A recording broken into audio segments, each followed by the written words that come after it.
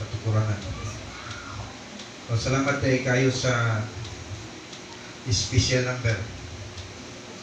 Kinsa pa'y gusto mo special number? Tagaan na ito panahon. Kung wala na atong balik ko ng basa, Kapitulo 5 sa Roma, versikulo 10. Kay kung sa diha nga mga kaway pakita sa Dios, kita gipasiguli ngadto sa Dios pinagi sa kamatayon sing anak. Dan karon nga napasiguli na kita, labi pang luwason kita pinagi sing kinabuhi.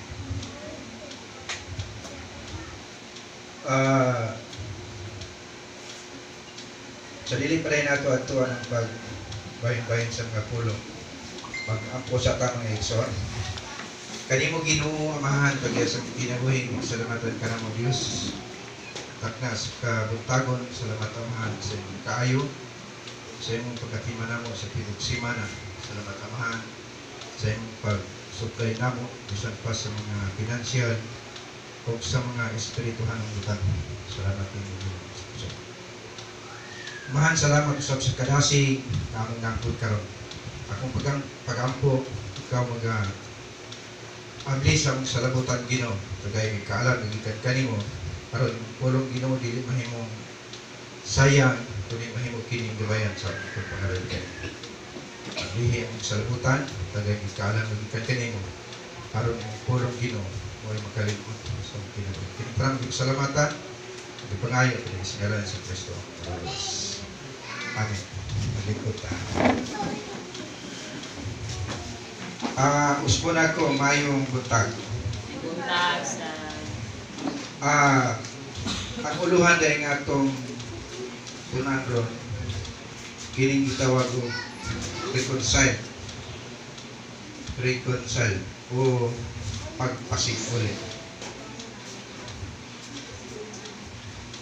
Now din sa libro ni Apostol Pablo mga igsoon, atong makita nga nagsulat siya ato sa mga taga-Roma nga ang tuyo sa pagsulat ni Apostol Pablo kay dito sa Roma gud mga igsoon na sila mga ginagmayng kukabigil.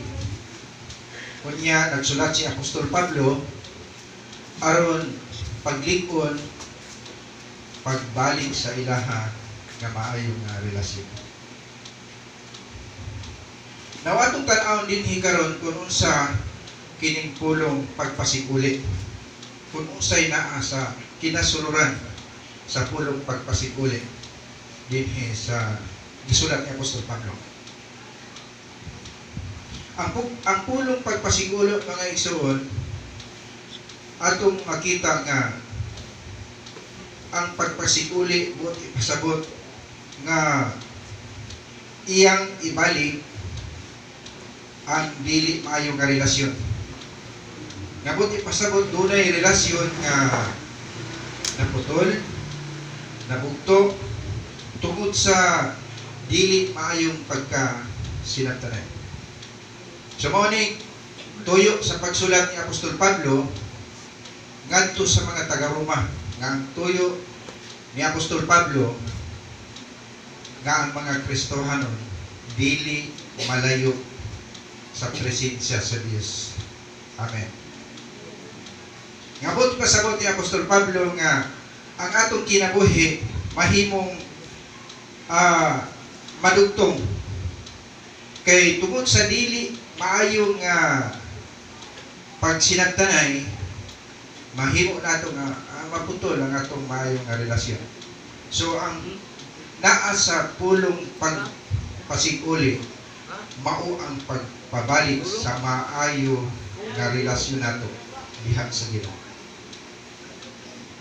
Now dinhi si Apostol Pablo balik ta sa gisulat niya Kapitulo 5 versikulo 10. Sumatod pa dinhi sa versikulo 10 kay kung sa diha mga kaaway pakita sa Dios kita gipasikuli sa Dios pinaagi sa kamatayon siyang anak nan karon nga napasikuli na kita labi pang luwason kita pinaagi sa kinabuhi. Unsaon man pagpabalik sa maayo paghinigalaan. Unsaon pagpabalik sa maayo nga relasyon. Kung atong tan-awon sa gisulat ni Apostol Pablo mga igsoon, miingon siya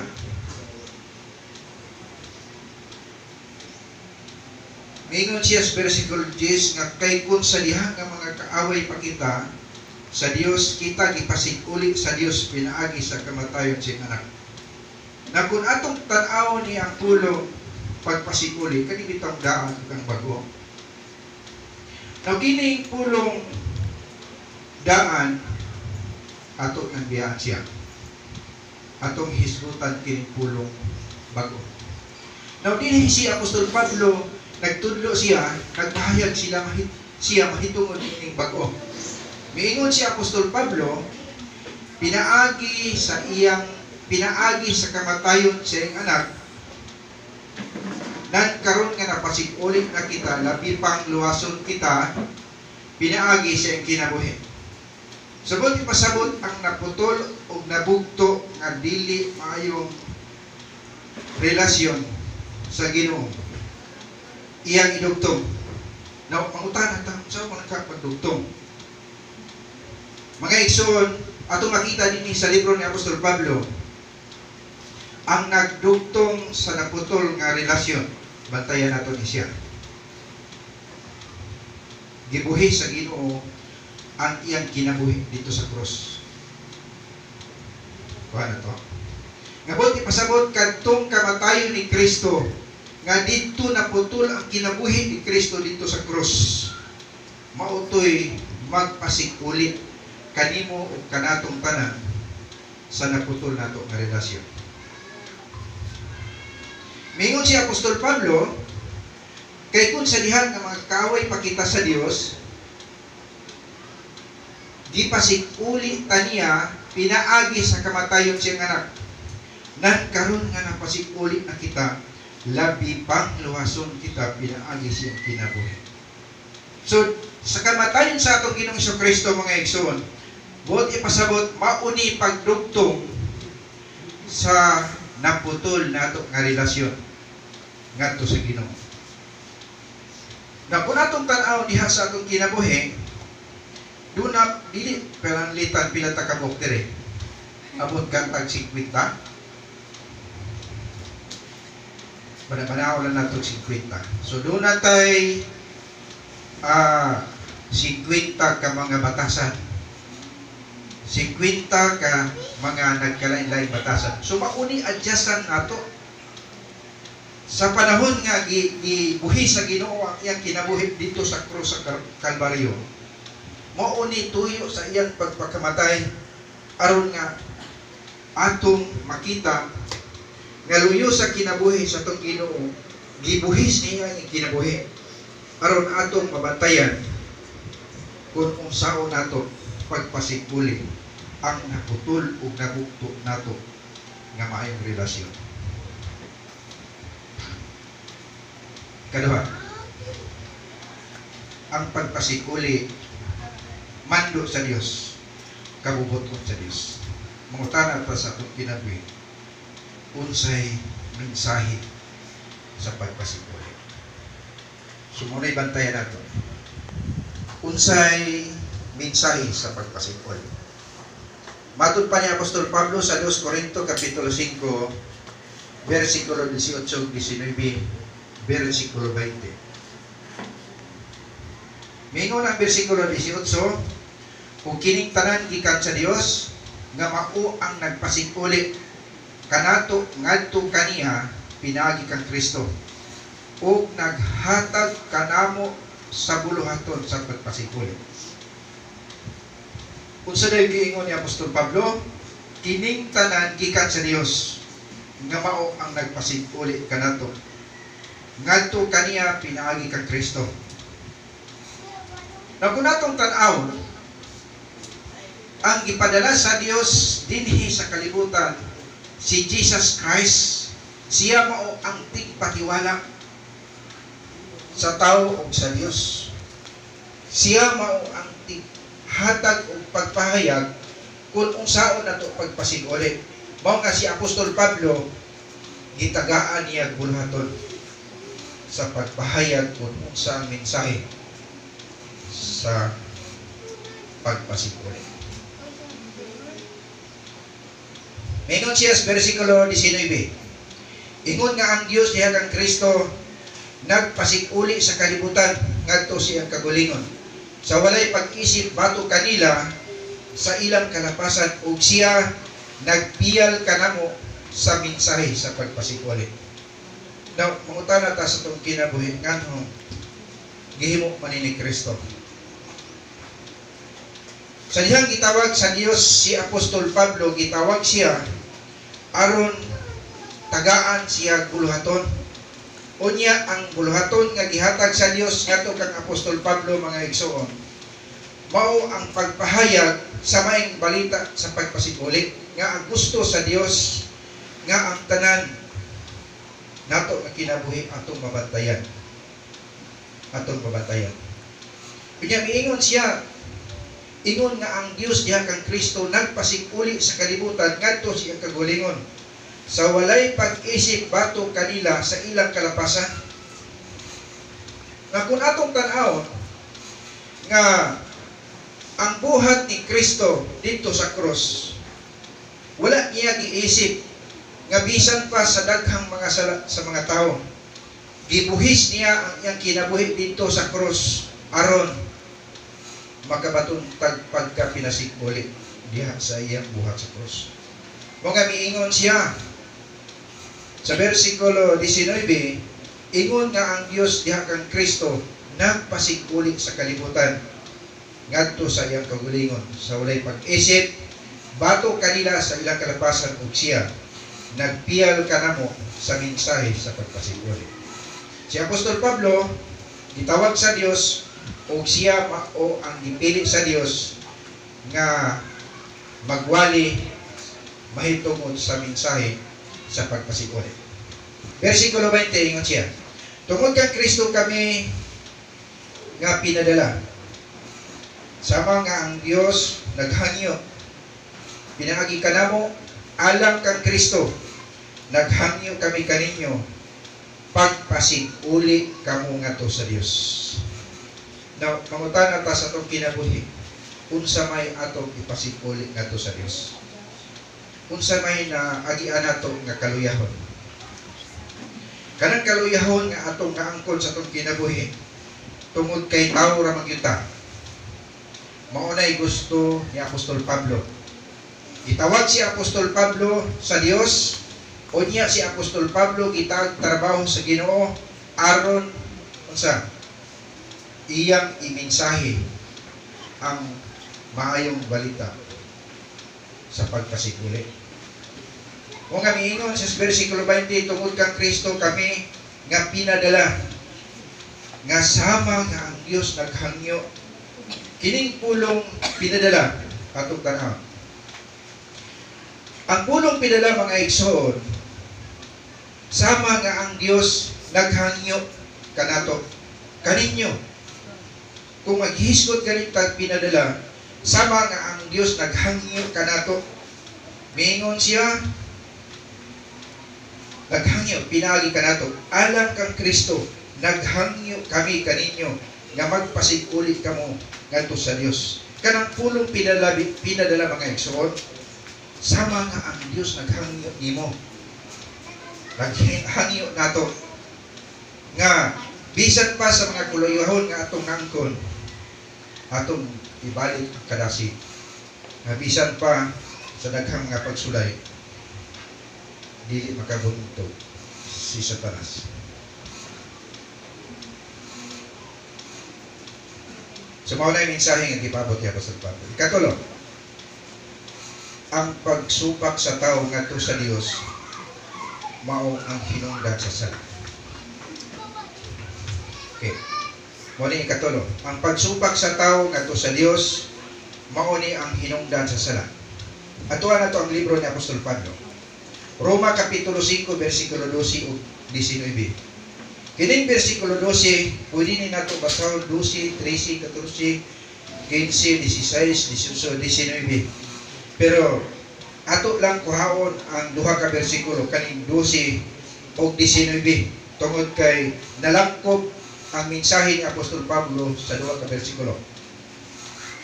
Ang pagsupak sa tao ngadto sa Dios mao ang hinungdan sa sala. Bersikulo 12 nag-ingon si Apostol Pablo. Busa ingon nga ang sala misulod sa kalibutan pinaagi sa usa ka tawo ug ang kamatayon mikuyanap ngadto sa tanang tao kay ang tanan nakasalanan. Kung atong tan-awon mga igsoon, misulod ang sala sa kalibutan pinaagi sa usa ka tawo nga si Adan ug si Eva. Unya, kung atong tan-awon, ang sala mikuyanap, midaghan. Subot ipasabot naka-inherita sa sala nga wa nato mahibaw. Naka-inherita sa sala nga wala nato mahimo. Gitawag na siya sala nga panulundon. Katong pag-ingon bitaw sa Ginoo nga dili mo mukaon sa bunga sa kahoy sa pag-ila sa mayo ug sa lutan. Apan gisupak nila ang Ginoo. So ang resulta sa pagsupak sa tao ngadto sa Dios mao ang hinungdan sa sala.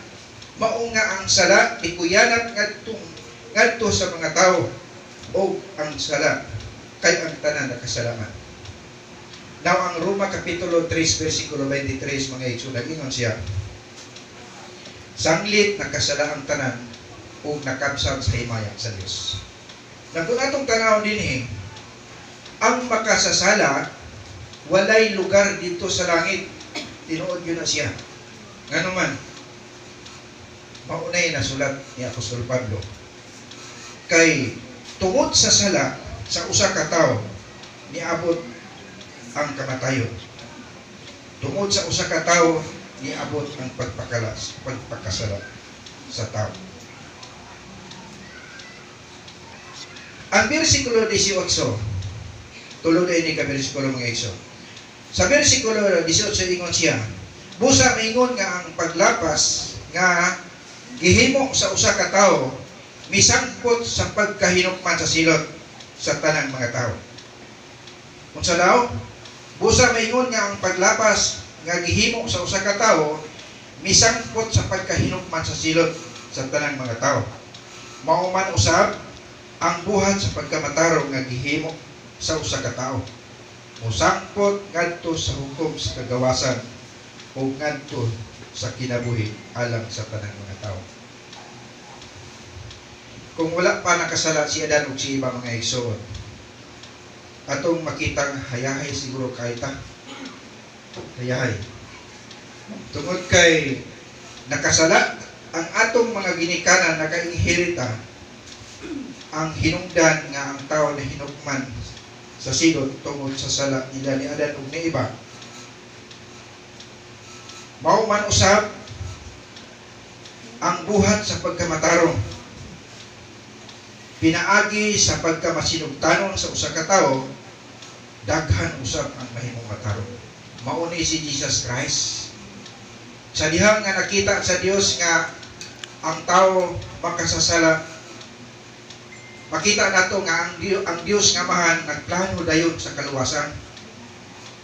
Dayon ang Dios nga anak mao ang nagtrabaho sa plano sa mahan. Tungod kay nakita sa Dios nga ang kinabuhi sa tao na hilambigit diha sa sala pinaagi sa usa ka tawo. Mao nga pinaagi usab sa usa ka tawo nga si Hesukristo. Kung doon na may pagkahinukman sa sala tungod sa usa ka tawo apan tungod usab sa gipadala sa Dios nga mahan ngadto sa mga makasasala. Miingon siya, mao man usab ang nabuhat sa usa ka pagkamasinugtanon sa usa ka tawo, daghan usab ang mahimong matarong. Mao nga diha sa atong kinabuhi mga igsoon, ang tawo nahimong na matarong pinaagi siyang grasya. ang tao na himong namatarong pinaagi sa grasya o tungod ni ana naluwas ta pinaagi sa kaluoy sa Dios. Amen.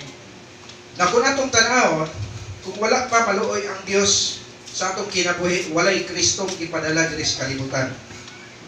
Walay Kristo. Mao nga tungod sa planos samahan nga ang anak mao magtrabaho sa iyang plano.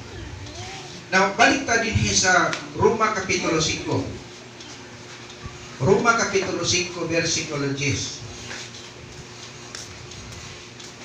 Matod pa sa versikulo 10, nag-ingon ang Biblia, kay kung sa diha nga mga kaaway pa kita sa Dios, kita gipasiguli ngadto sa Dios pinaagi sa kamatayon siyang anak.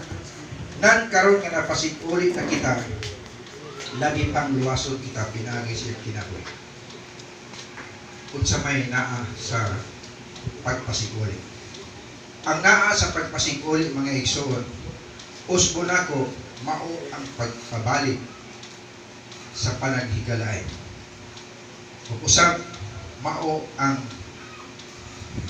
pagbalik sa maayo nato nga relasyon sa Ginoo. Kung sa daw tong tulo ka mga butang atong diskutan, unsa ang pagpabalik sa atong paghigalay? Kaduha, ang pagpasiguli mando sa Dios, kabubuton sa Dios. Kunya ang ikatulo, ang pagsumpak sa tao ngadto sa Dios, mao ang resulta sa sala. So kung atong tan-awon ang tanan nga mga butang nga nahimo sa tao nga di kabubuton sa Dios, iyang gibayaran. Ang tao amatarong pinagi siyang grasya, ang naluwas ang tao tungod sa kaluoy sa Dios. Mao nga diha sa tong kinabuhi ang tanan gibayra na sa Ginoo. Amen. Amen. Atong oras mga igsoon alas 11:35. Dili kay ta sa akong mensahe pan atong iampo nga ang pulong nga atong natun-andon dako kay ni kahimuan sa tong pagpangalanan sa Ginoo. Mag-ampo ta mga igsoon. Kanimo Ginoo Amahan nga balan, salamatan ka namo Dios nita na sa tuhod. Salamat Amahan sa imong kaayo sa matag usa. Nagkaampo kami Dios na ikaw magpanalangin isa pa sa mga pulo karon nga among nalugdan. Kung pagkampo ang pulo kining mabuhi sa kinabuhi. Kung mao kining gabayan Ginoo sa pag-alagad kanimo. Tanan ang pasalamatan sa ngalan ni Jesucristo nga Ginoo maluluwas. Amen.